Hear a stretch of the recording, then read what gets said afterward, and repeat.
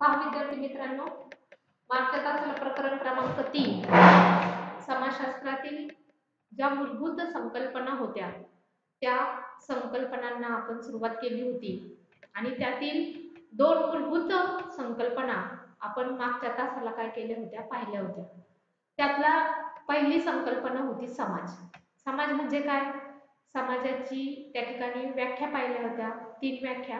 त्यानंतर समाजाची वैशिष्ट्य पाहिली होती की समाजामध्ये साम्य असतं, सामाजिक भिन्नता असते समाजामध्ये, सगळ्यात महत्त्वाचं परस्परावलंबित्व असतं समाजामध्ये, सहकार्याची भावना असते, त्यानंतर नियमनात्मकता असते म्हणजेच नियम घालून दिलेले असतात आणि सगळ्यात महत्त्वाचं समाज हा काय आहे?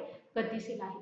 त्यानंतर कालच्या तासाला आपण दुसरा जो घटक पाहिला होता तो म्हणजे समूह। समूह म्हणजे काय? समूहाच्या सुद्धा आपण त्या ठिकाणी जवळजवळ 3 व्याख्या पाहिल्या होत्या। त्यातली पहिली व्याख्या पाहिली होती बोगार्डस ES यांची, त्यानंतर ऑक्सफर्ड डिक्शनरी मधली दुसरी व्याख्या पाहिली होती आणि तिसरी व्याख्या जॉर्ज ल्युंडबर्ग यांनी समूहाबद्दल काही गोष्टी सांगितलेल्या होत्या। उदाहरणार्थ समान भौगोलिक प्रदेशामध्ये समूहातील व्यक्ती राहतात, समान त्यांच्या आवडीनिवडी असतात, परस्परांमध्ये सामाजिक अवलंबित्व त्यांचं असतं आणि सगळ्यात महत्त्वाचं आपण पाहिलं होतं ते म्हणजेच की आपलेपणाची भावना समाजामध्ये त्या ठिकाणी असते। अशा पद्धतीने जॉर्ज ल्युंडबर्ग यांनी त्याबाबत 2 वैशिष्ट्य म्हणजे समाजाचे समूहाचे जे महत्त्वाचे घटक होते ते सांगितले होते। त्यातला पहिला घटक आपण पाहिला होता विशिष्ट भूप्रदेश, म्हणजेच हा समूह जो आहे किंवा समुदाय जो आहे तो विशिष्ट भूप्रदेशामध्ये वास्तव्य करत असतो, त्यांची समान विचारधारा असते, समान भावना असतात। आणि दुसरा जो घटक होता समुदाय भावना, याच्यामध्ये समुदाय भावना म्हणजे एकतेची भावना आपल्याला पाहायला मिळते। ही जी भावना आहे समुदाय भावना म्हणजे समान विचार करणे, त्या सदस्यांमध्ये कायम एकत्रित असल्याची आणि समान उद्दिष्टांची जाणीव असते, समान उद्दिष्ट मनाशी बाळगून या ठिकाणी हा समुदाय तयार झालेला असतो। विद्यार्थी मित्रांनो, आता आज आपल्याला तिसरा महत्त्वाचा घटक पाहायचा आहे तो म्हणजे सामाजिक समूह। म्हणजे तुमच्या आजूबाजूला जे समूह आढळतात, तुमच्या आजूबाजूला जे समूह आढळतात त्याला सामाजिक समूह असं म्हणलेलं आहे। म्हणजे सामाजिक समूह, सामान्यतः समूह या शब्दाचा अर्थ जर आपण विचार केला तर व्यक्तींचा समुच्चय असा त्याचा अर्थ होतो।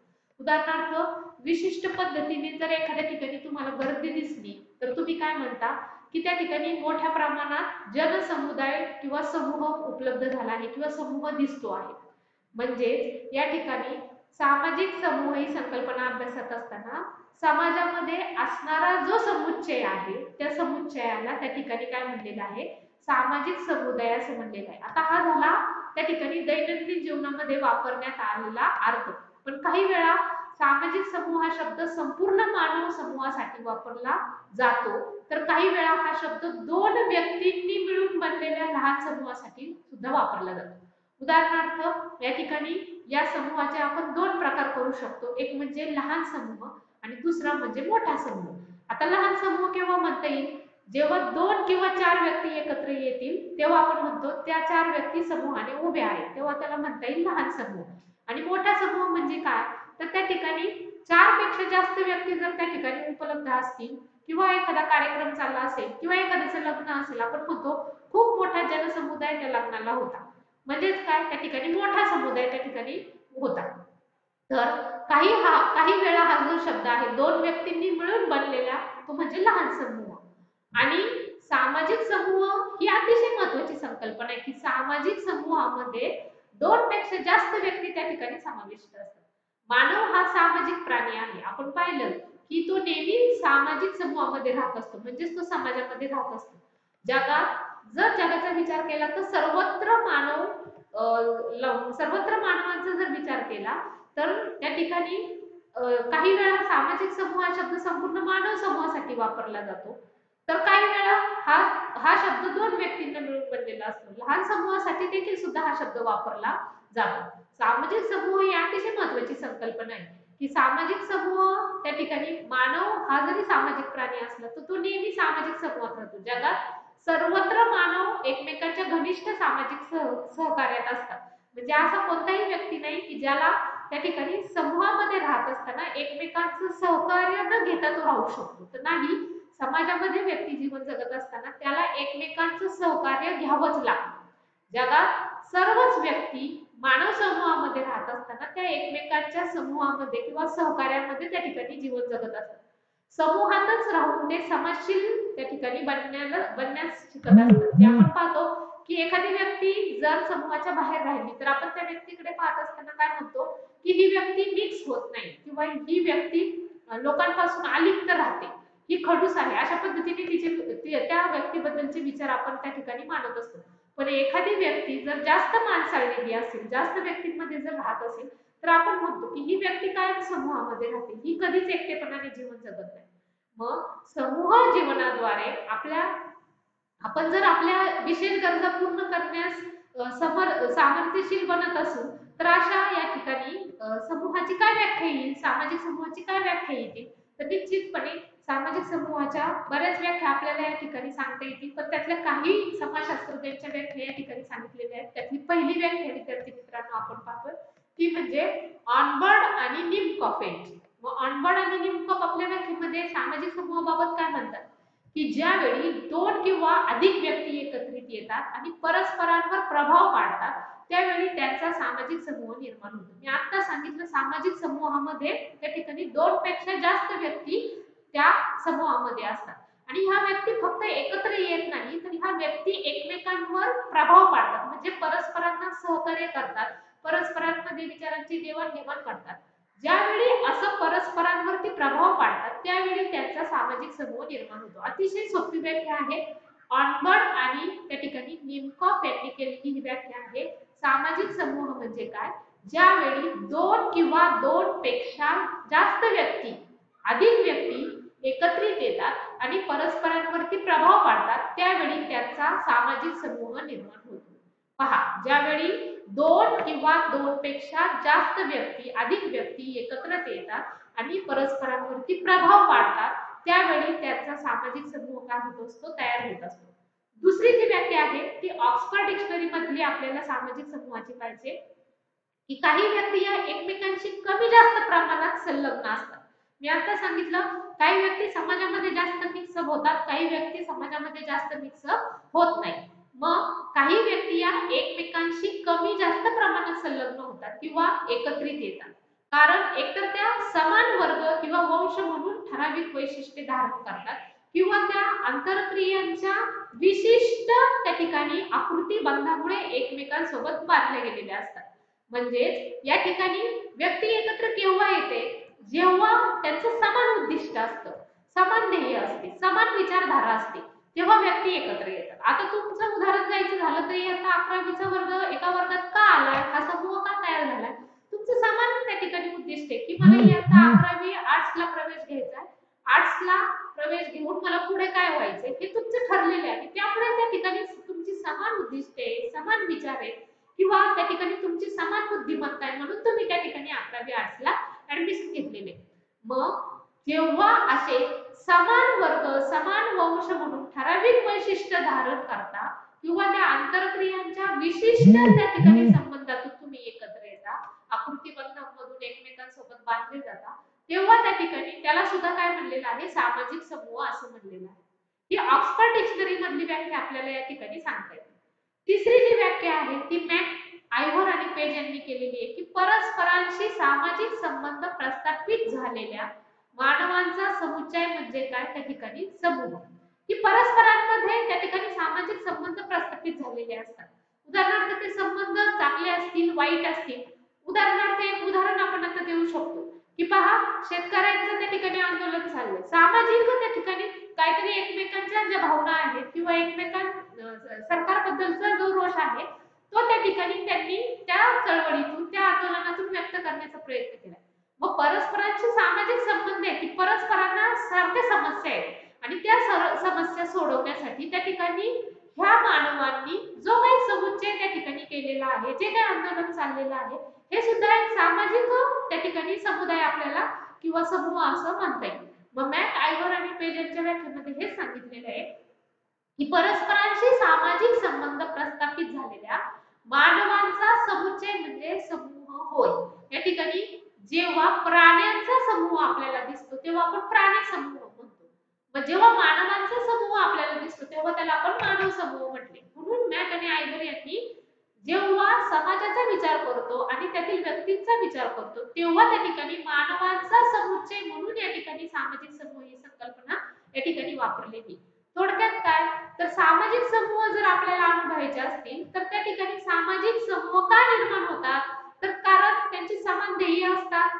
अपेक्षा असणाऱ्या जी समान ध्येय आणि अपेक्षा असणाऱ्या व्यक्तींचा त्या ठिकाणी समूह निर्माण होतो. उदाहरणार्थ या ठिकाणी माझा जर विचार केला किंवा स्वतःचा जर विचार केला की तुमची समान अशी काहीतरी ध्येय, समान अपेक्षा आणि त्यामुळे त्या ठिकाणी तुम्ही सगळे विद्यार्थी एकत्र आलेले आहेत. त्यानंतर नियमित आंतरक्रिया असणाऱ्या व्यक्तींचा समुच्चय तयार होतो की त्यांच्यामध्ये नियमित आंतरक्रिया आहे. मग कोणती आंतरक्रिया आहे, एकतर ती आंतरक्रिया चांगल्या विचारांची असेल, गुन्हेगार व्यक्ती असेल त्यांचा समुच्चय जर तयार झाला असेल तर त्यांची त्या ठिकाणी गुन्हेगारी करण्याची त्या ठिकाणी आंतरक्रिया आपल्याला दिसते. म्हणून या ठिकाणी केव्हा समुदाय निर्माण होतो तर त्या ठिकाणी समान ध्येय असतील, समान अपेक्षा असतील त्यावेळेस व्यक्तींचा समुच्चय तयार होतो.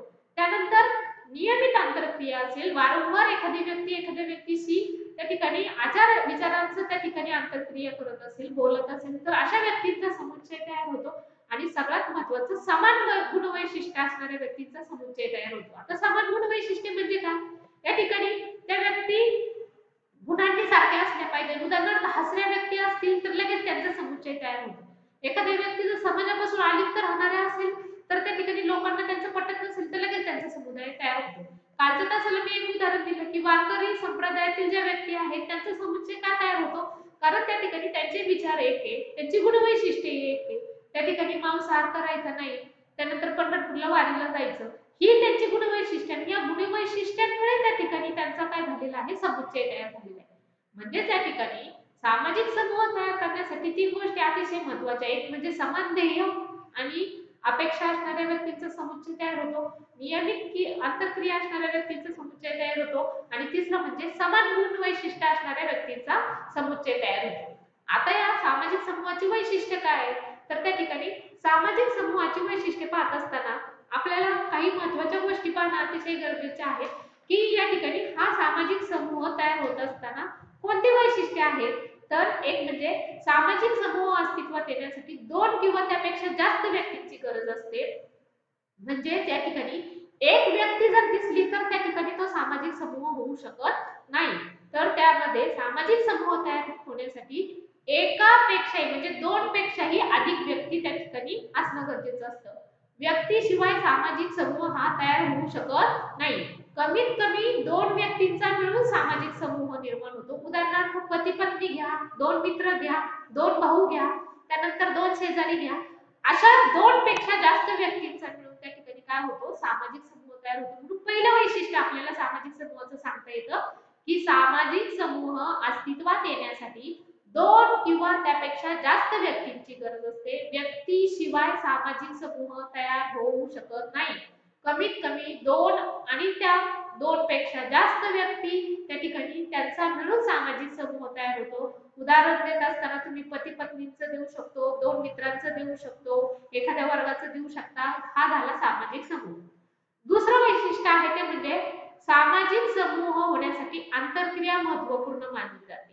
म्हणजे त्या ठिकाणी 2 पती पत्नी एकत्र येतात, त्यांच्यामध्ये विचारांची जर आंतरक्रिया झाली तरच ते एकत्र होऊ शकतात. जर कायमच त्यांच्यामध्ये भांडण होऊ लागले, त्यांच्यामध्ये बोलणं झालं नाही. हा हॅलो, बहीण भावांचं पण देऊ शकतो ना उदाहरण? कोणाचं? बहीण भावांचं. हो, बहीण भावांचं पण 2 पेक्षा जास्त व्यक्ती, 2 पेक्षा जास्त. मग 2 जरी त्याच्यामध्ये बहीण भाऊ देऊ शकता, मित्र मैत्रिणी देऊ शकता, त्यानंतर आई वडील देऊ शकता, पती पत्नी देऊ शकता. 2 पेक्षा जास्त, 2 आणि 2 पेक्षा जास्त. ठीक आहे, मग तिथे तुम्ही बहीण भावांचं सुद्धा उदाहरण देऊ शकता. मग आता हे झालं पहिलं वैशिष्ट्य की या ठिकाणी कमीत कमी 2 व्यक्तींचा मिळून हा सामाजिक समूह काय होत असतो, तयार होत असतो. उदाहरण तुम्ही बहीण भावाचं देऊ शकता, पती पत्नीचं द्या, 2 मित्रांचं द्या, 2 मैत्रिणींचं द्या किंवा 2 पेक्षा जास्त व्यक्तींचं दिलं तरी चालेल. तुमच्या संपूर्ण वर्गाचं जरी उदाहरण दिलं तरी तो सामाजिक समूह आहे. कारण आपल्या व्याख्येमध्येच काय सांगितलंय, 2 किंवा 2 पेक्षा अधिक व्यक्ती ज्या ठिकाणी एकत्र येतात त्या ठिकाणी सामाजिक समूह तयार होतो. आता हे झालं पहिलं वैशिष्ट्य. दुसरं वैशिष्ट्य काय, सामाजिक समूह होण्यासाठी आंतरक्रिया महत्वाची मानली जाते. म्हणजे त्यांच्यामध्ये परस्परांमध्ये विचारांची देवाणघेवाण झाली पाहिजे. सामाजिक समूह ही सामाजिक आंतरक्रियांची व्यवस्था आहे. म्हणजे सामाजिक समूह तयार होण्यासाठी आंतरक्रिया हा महत्वाचा घटक आहे. आंतरक्रिया म्हणजे काय? एकमेकांच्या विचारांची देवाणघेवाण म्हणजेच आंतरक्रिया.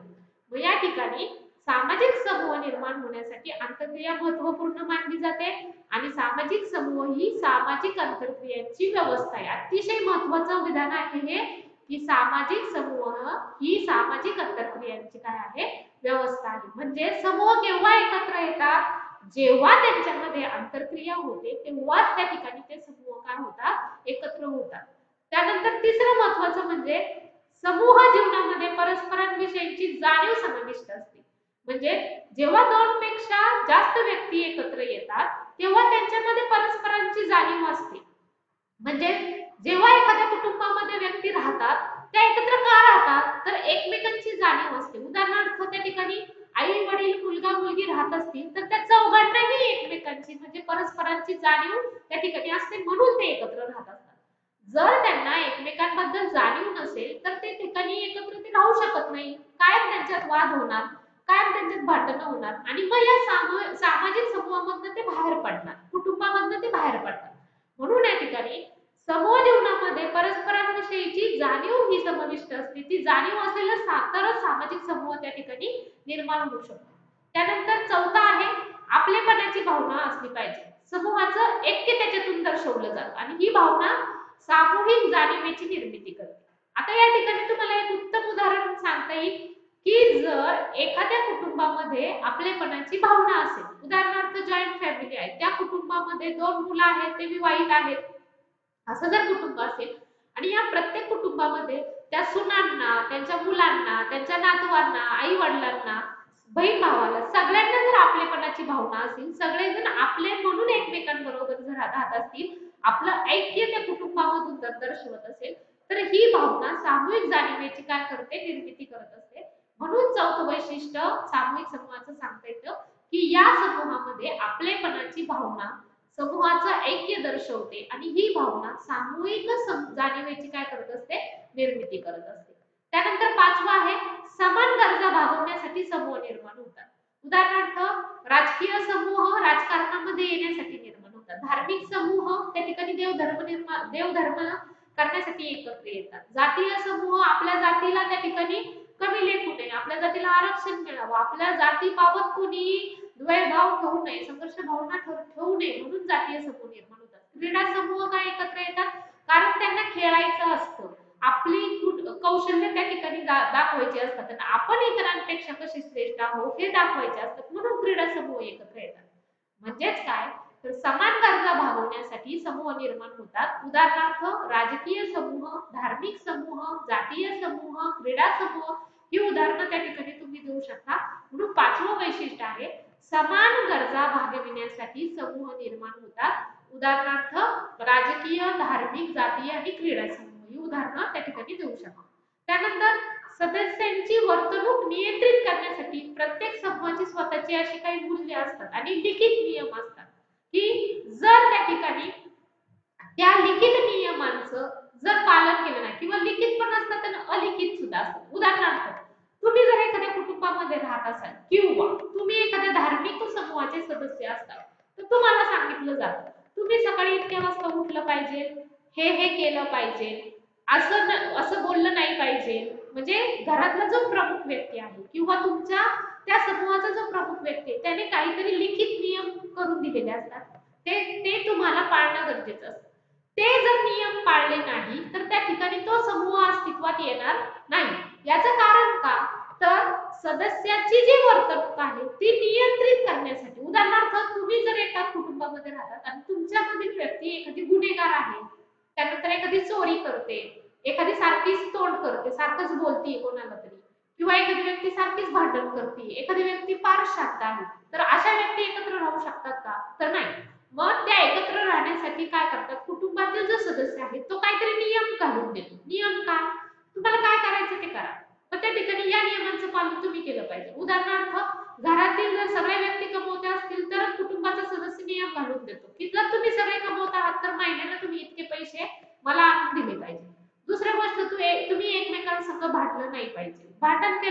समूह हे कुटुंब टिकणार नाही.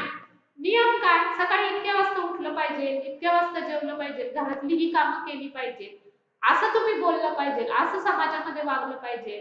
तुमच्या नातेवाईकांमध्ये जर त्या ठिकाणी काही कार्यक्रम असेल तर त्या कार्यक्रमाला सहभागी झाले पाहिजे. असे लिखित आणि अलिखित नियम त्या ठिकाणी घालून दिले जातात.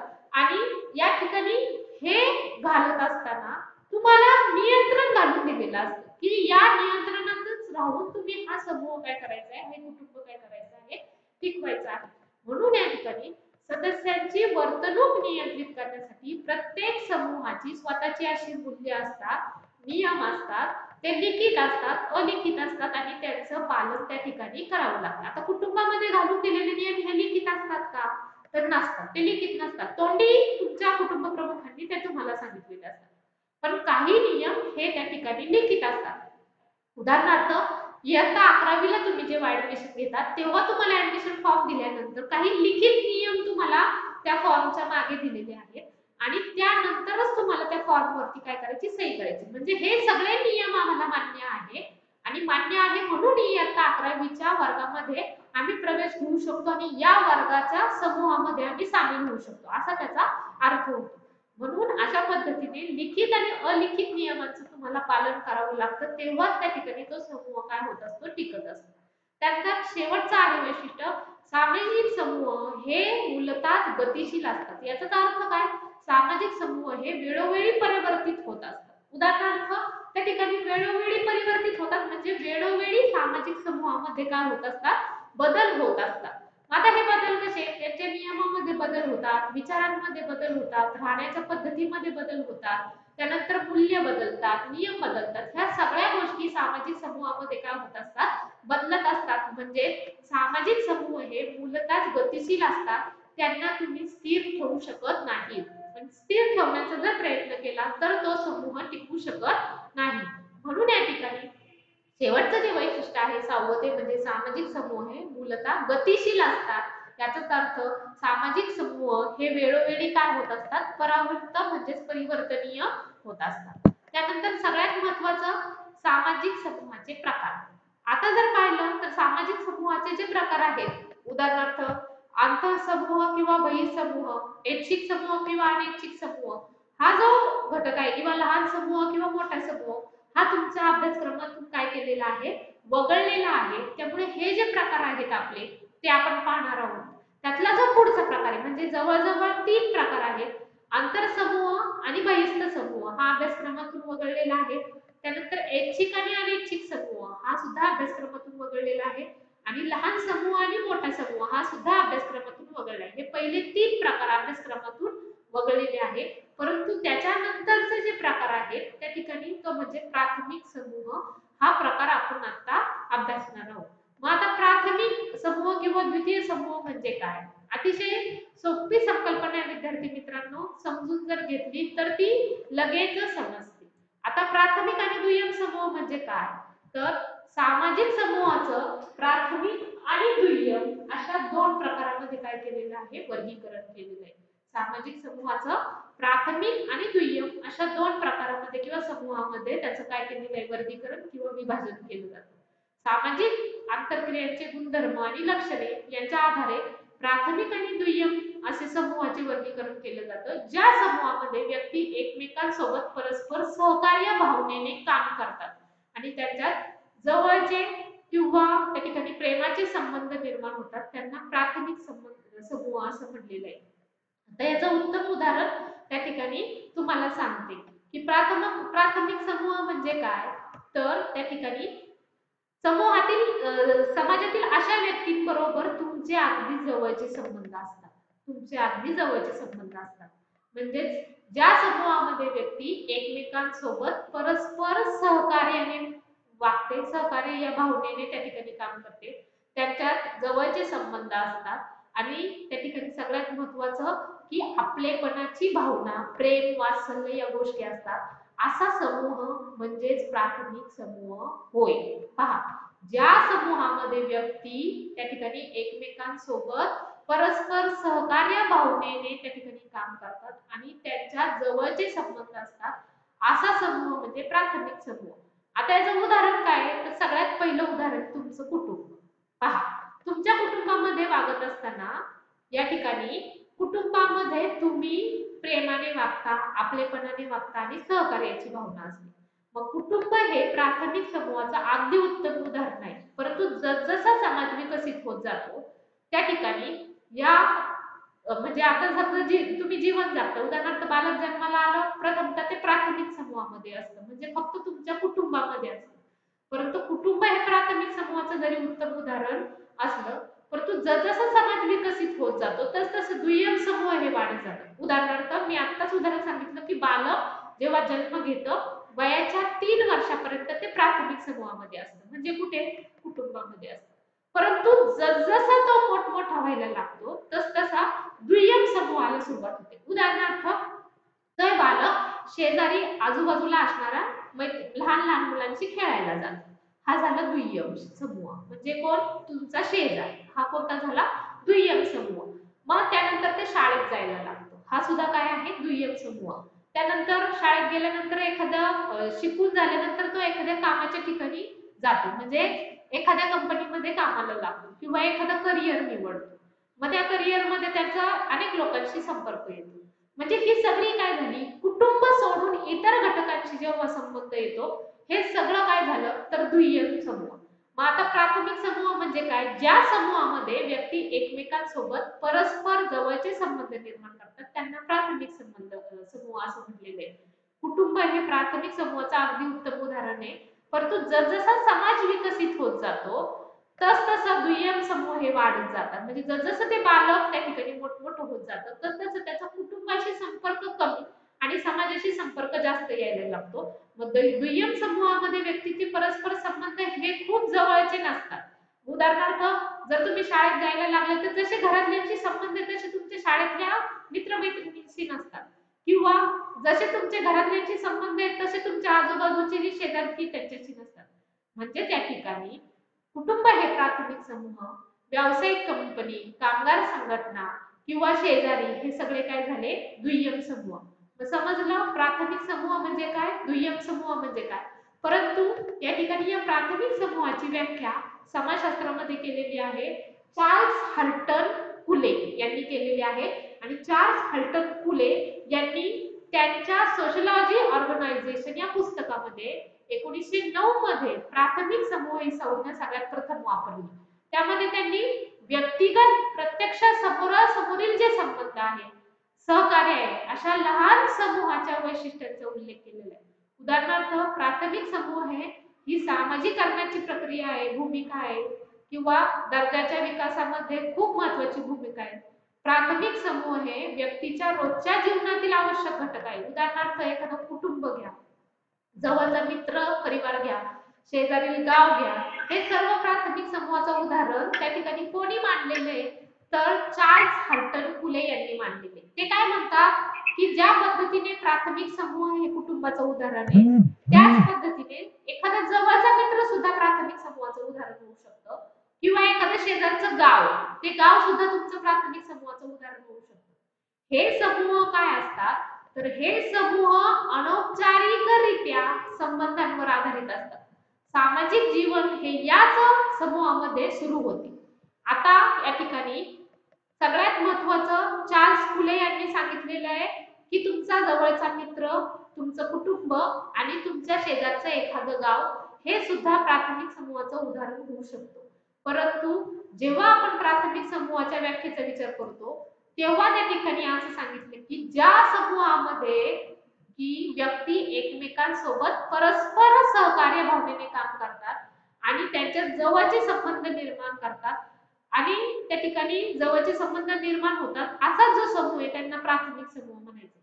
परंतु जेव्हा तुम्ही प्राथमिक समूहाची शास्त्रीय व्याख्या पाहता, चार्ल्स हल्टन कुले यांनी केलेली व्याख्या सोशलॉजिकल ऑर्गनायझेशन या पुस्तकामध्ये 1909 मध्ये त्यांनी ही व्याख्या केलेली. आणि त्यांच्या संज्ञेमध्ये त्यांनी काय म्हणलंय तर व्यक्तिगत प्रत्यक्ष समोरासमोरील संबंध आणि सहकार्य, म्हणजे व्यक्तिगत संबंध असतील, सहकार्याची भावना असेल आणि सगळ्यामध्ये म्हणजे प्रत्यक्ष समोरासमोर जर संबंध असेल तर अशा लहान समूहाच्या वैशिष्ट्यांचा उल्लेख त्यांनी प्राथमिक समूहामध्ये केलेला आहे. मग त्यांनी त्या त्या ठिकाणी महत्वाच्या गोष्टी किंवा उदाहरणं सांगितलेली की एखादं कुटुंब घ्या, त्यानंतर जवळचा एखादा मित्र घ्या की ज्याच्या बरोबर पण आपले प्राथमिक संबंध असतात, आणि एखादं शेजारी गाव घ्या, त्या गावाबरोबर पण आपले प्राथमिक संबंध असतात. आता या प्राथमिक समूहाची वैशिष्ट्य काय आहे? तर या ठिकाणी या प्राथमिक समूहाची वैशिष्ट्य आपल्याला पाहायला मिळतात. एक म्हणजे भौतिक सानिध्य. भौतिक सानिध्य म्हणजे काय? तुम्ही ज्या परिसरामध्ये ज्या सानिध्यात असतात त्या आजूबाजूचा परिसर. मग भौतिक सानिध्य हे प्राथमिक समूहासाठी आवश्यक मानलं जातं. भौतिक सानिध्य या वैशिष्ट्यामुळेच कुटुंब आणि शेजार हे प्राथमिक समूह म्हणून ओळखले जातात. कुटुंब आणि शेजार हे सुद्धा प्राथमिक म्हणजे भौतिक सानिध्य म्हणजे तुम्ही राहत असलेला जो भोवतालचा परिसर आहे तो प्राथमिक समूह म्हणून त्या ठिकाणी हे पहिलं वैशिष्ट्य तुम्हाला सांगता येईल की भौतिक सानिध्य. भौतिक सानिध्य हे प्राथमिक समूहासाठी आवश्यक असतं. भौतिक सानिध्य या वैशिष्ट्यामुळे कुटुंब आणि शेजार हे प्राथमिक समूह म्हणून ओळखले जातात. दुसरा आहे समूहाचे लहान आकारमान. प्राथमिक समूहासाठी त्याचा आकार लहान असणे आवश्यक असते, म्हणजे समूहातील लहान आकारामुळे त्यातील सदस्यांचे एकमेकांबरोबर जवळचे संबंध प्रस्थापित होतात. उदाहरणार्थ एखादं कुटुंब घ्या, त्या कुटुंबामध्ये जर 50 त्या ठिकाणी व्यक्ती राहत असतील तर त्या प्रत्येक व्यक्तीबरोबर चांगला संबंध असेल का? संबंध असणार नाही. म्हणून या ठिकाणी समूहाचं लहान आकारमान का म्हटलेलं आहे दुसऱ्या वैशिष्ट्यामध्ये की प्राथमिक समूहाचा त्याचा आकार लहान असणं आवश्यक आहे, जेणेकरून समूहातील लहान आकारामुळे त्यातील सदस्यांचे एकमेकांबरोबर जवळचे संबंध काय होणार आहे? प्रस्थापित होणार आहे. तिसरं म्हणजे नात्याचे शाश्वत स्वरूप. प्राथमिक समूहामध्ये नात्यातील शाश्वत स्वरूपाचे संबंध त्यातील सदस्यांमध्ये जास्तीत जास्त एकात्मता किंवा अटूटता निर्माण करतात. म्हणजेच काय? प्राथमिक समूहामध्ये नात्यांचं शाश्वत स्वरूप असतं, नाती ही टिकणारी असतात, त्या ठिकाणी ती नाती तुटत नाहीत. म्हणून त्या ठिकाणी तिसरं वैशिष्ट्य आहे नात्यांचं शाश्वत स्वरूप आपल्याला प्राथमिक समूहामध्ये पाहायला मिळतं. चौथा आहे प्रत्यक्ष संबंध. प्राथमिक समूह हे जवळीकतेवर किंवा निकटतेवर आधारित असतात. अशा प्रकारच्या समूहामध्ये प्रत्यक्ष संबंध हे जवळचे किंवा निकटचे निर्माण होतात. हे समूहाची स्थिरता टिकवून ठेवण्यासाठी खूप महत्वाचं आहे की प्राथमिक समूहामध्ये परस्पर व्यक्तींमध्ये संबंध हे जवळचे असतात. म्हणून चौथं वैशिष्ट्य आहे प्रत्यक्ष संबंध हे जवळीकता आणि निकटता निर्माण करणारे असले पाहिजे. पाचवं वैशिष्ट्य आहे समान उद्दिष्टे आणि ध्येय. येथे प्राथमिक समूहामधील सदस्यांमध्ये उद्दिष्टे आणि ध्येयाची साम्यता आपल्याला दिसून येते. म्हणजेच या प्रत्येक समूहामध्ये प्राथमिक समूहामध्ये समान ध्येय असतात, समान विचारधारा असते, समान त्या ठिकाणी उद्दिष्टे असतात आणि यातील सदस्य एकमेकांचा आदर करतात आणि सर्व प्रकारच्या भावना त्या एकमेकांना काय करत असतात? शेअर करत असतात, एकमेकांसोबत वाटून त्या ठिकाणी घेत असतात. म्हणून त्या ठिकाणी आपल्याला पाचवं त्या ठिकाणी सांगता येईल समान उद्दिष्टे आणि ध्येय. त्यानंतर परस्पर संबंध हेच माध्यम. प्राथमिक समूहातील संबंध म्हणजे कोणतेही उद्दिष्ट साध्य करण्याचे साधन नसून ते परस्पर संबंध हेच त्या समूहाचे साध्य असतं. या समूहातील संबंध हे अगदी स्वाभाविक असतात, म्हणजे ते निर्माण करावे लागत नाही, ते नातेसंबंधांमुळे त्या ठिकाणी निर्माण होतात. शेजारी आहेत म्हणून ते निर्माण होतात. म्हणून परस्पर संबंध हे याचं काय आहे? साध्य आहे की प्राथमिक समूहामध्ये परस्पर संबंध हे सलोख्याचे असतात. त्यानंतर सातवा आहे अनौपचारिक नियंत्रण. प्राथमिक समूहातील त्या ठिकाणी सदस्यांवर कोणत्याही प्रकारचे अनौपचारिक नियंत्रण नसते. हे परंपरागत आणि भावनिक बंधनांवर आधारित असतात. उदाहरणार्थ कोणताही नियम घालून दिला जात नाही कुटुंबामध्ये की तुम्ही असंच वागलं पाहिजे, म्हणजे शासनही ते निर्णय घालून देत नाही. तर या ठिकाणी प्राथमिक समूहातील सदस्यांवर कोणत्याही प्रकारचे अनौपचारिक नियंत्रण नसते, औपचारिक असते. म्हणजेच अनौपचारिक म्हणजे काय? लिखित स्वरूपात ते नियंत्रण नसते. तर अनौपचारिक त्या ठिकाणी असते म्हणजेच काय? तर तोंडी सांगितलेले असतात आणि ते परंपरागत आणि भावनिक असतात, भावनिक बंधावरती अवलंबून असतात. वडिलांनी सांगितलं असं बोलू नये, तर वडिलांबरोबर एक भावनिक त्या ठिकाणी नातं असतं, त्यामुळे त्यांच्या प्रत्येक गोष्टीचं अनुकरण आपण करत असतो. मग आता ही सगळी वैशिष्ट्ये आपण पाहिली, तर वरील सर्व वैशिष्ट्यांबरोबर व्यक्तिगत संबंध, समाविष्ट संबंध, सहज आणि स्वयंस्फूर्त संबंध निसर्गात असलेले तुलनात्मक अचूकता आणि स्थायी भाव हे देखील प्राथमिक समूहाची काही गुणधर्म आहेत. की या ठिकाणी प्राथमिक समूहामध्ये व्यक्तिगत संबंध असतात आणि सगळ्यात महत्वाचं ते आपोआप निर्माण झालेले असतात. मनाला वाटतात, स्वयंस्फूर्त असतात. मनाला वाटतात. हा, बोल. समूहामधला फरक सांगा ना. हा, वरील सर्व वैशिष्ट्ये आपण पाहिली, त्याच्याबरोबरच हे जे संबंध आहे प्राथमिक समूहातील ते व्यक्तिगत संबंध असतात. म्हणजे माझे तुझ्याशी संबंध आहेत तसे समाजाचे तुझ्याशी आहेत का? नाहीये. म्हणजेच हे व्यक्तीने ठरवलं तर ते संबंध निर्माण होतात. म्हणून म्हणलेलं आहे की या प्राथमिक समूहामध्ये अजून एक वैशिष्ट्य आपल्याला टाकता येतं की व्यक्तिगत संबंध प्रस्थापित होतात, समाविष्ट संबंध त्या ठिकाणी प्रस्थापित होतात. म्हणजे आपण ठरवलं, समाविष्ट केलं, त्या कुटुंबातील आपण भाग आहोत असं जर मानलं, त्या मित्राचे, त्या मैत्रिणीची आपण मैत्रीण आहोत असं जर समजवलं, म्हणजेच आपण स्वतःहून समाविष्ट केलं, तर त्या ठिकाणी हे संबंध काय होत असतात? प्रस्थापित होत असतात. सहज आणि स्वयंस्फूर्त असतात. म्हणजे त्या ठिकाणी त्याला कुठेही आराखडा तयार करावा लागत नाही. त्याला त्या ठिकाणी कोणत्याही प्रकारे की सांगावं लागत नाही की हे स्वयंस्फूर्त स्वइच्छेने निर्माण झालेले असतात. निसर्गातच असलेली तुलनात्मक अचूकता असते. नैसर्गिकरित्या हे संबंध त्या ठिकाणी निर्माण होतात आणि सगळ्यात महत्वाचं स्थायी भाव हा देखील प्राथमिक समूहाचं हे काही वैशिष्ट्य आपल्याला पाहायला मिळतं.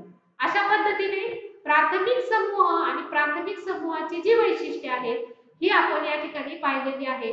पुढच्या तासाला त्या ठिकाणी आपण दुय्यम समूह म्हणजे काय आणि त्या दुय्यम समूहाची जी वैशिष्ट्ये आहोत ती आपण त्या ठिकाणी पाहणार आहोत. धन्यवाद.